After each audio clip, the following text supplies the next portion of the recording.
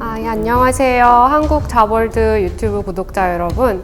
저는 영상 자막을 만드는 영상 번역가 김라경이라고 합니다. 반갑습니다.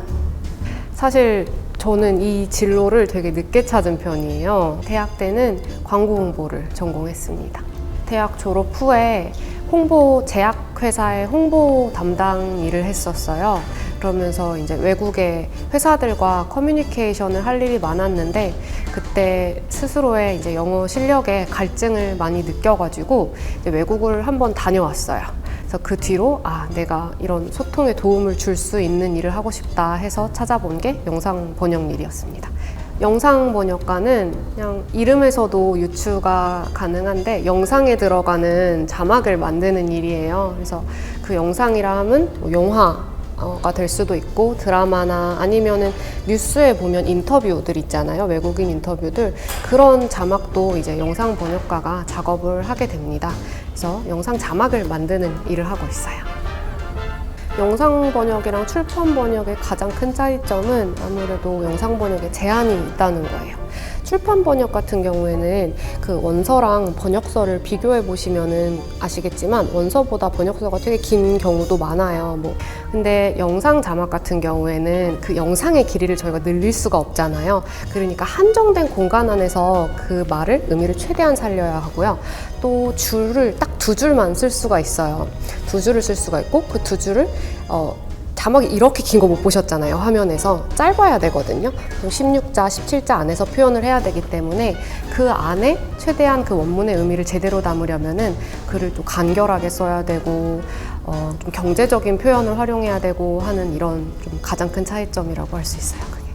먼저 이제 수입사나 아니면 영화사, OTT 채널들에서 이제 영상이랑 대본을 번역 업체에 줘요. 그럼 번역 업체는 거기에 소속된 계약이 된 번역가들에게 작품을 발주를 줍니다. 그럼 그렇게 작품을 받은 번역가들이 번역을 해서 넘겨줘요, 업체로.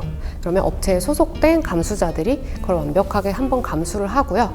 그리고 또 이제 최종적으로 넘어가면 거기서도 감수팀이 있어요. 그래서 감수를 하고 최종적으로 이제 시청자가 보는 자막이 만들어집니다. 사실 영어나 그리고 중국어 일어 같은 경우에는 우리가 고등학교에서 다들 한 번씩 접해보는 언어기도 하고 잘하시는 분들이 많이 있거든요. 그래서 굳이 전공을 하지 않는다고 해도 현역에서 지금 활동하시는 분들이 많이 계세요. 근데 그 외에 이제 언어들, 예를 들어서 수많은 언어가 있지만 포르투갈어나 프랑스어, 독일어 등 이런 언어 같은 경우에는 아무래도 전문성이 좀 있기 때문에 전공하신 분들의 비율이 좀 높은 편이기는 합니다.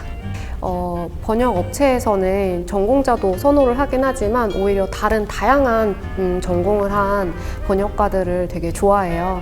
왜냐하면 예를 들어서 특정한 법정물이 있어요. 그러면 그거는 아무래도 법학을 공부를 해본 사람이 더 전문적으로 번역을 잘 할 거거든요. 그래서 그런 경우에 좀 다양한 배경을 가진 다양한 전공을 한 사람들이 오히려 더 강점이 그게 될 수도 있습니다. 저는 드라마보다 다큐멘터리 번역을 좋아해요. 되게 새로운 거에 흥미를 많이 느끼는 편이고 새로운 지식을 알게 되면 되게 기분 좋아하는 편이거든요. 근데 다큐멘터리가 제가 모르던 세상을 많이 알려주는 그런 작품 장르잖아요. 그래서 다큐멘터리 번역을 하다 보면은 개인적으로도 되게 배경 지식이 느는 것 같고 또 번역할 때도 다른 사람들이 이런 거 보면은 새로운 지식을 알 수 있겠구나 하는 생각이 들어서 다큐멘터리 번역 굉장히 좋아합니다.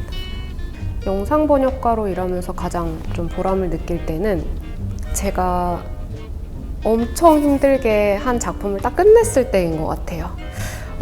사실 이게 대중의 반응을 많이 얻는 그런 직업은 아니거든요. 물론 자막이 많기는 하지만 모든 사람들이 그 자막을 누가 썼는지 집중해서 보는 것도 아니고 그거에 대한 코멘트를 받기가 굉장히 어려워요. 그래서 다른 사람의 코멘트보다는 그냥 내 스스로 작업물이 잘 나왔을 때 보람을 느끼고 또 어려우면 어려울수록 그 다음에 많이 늘더라고요, 제 실력이.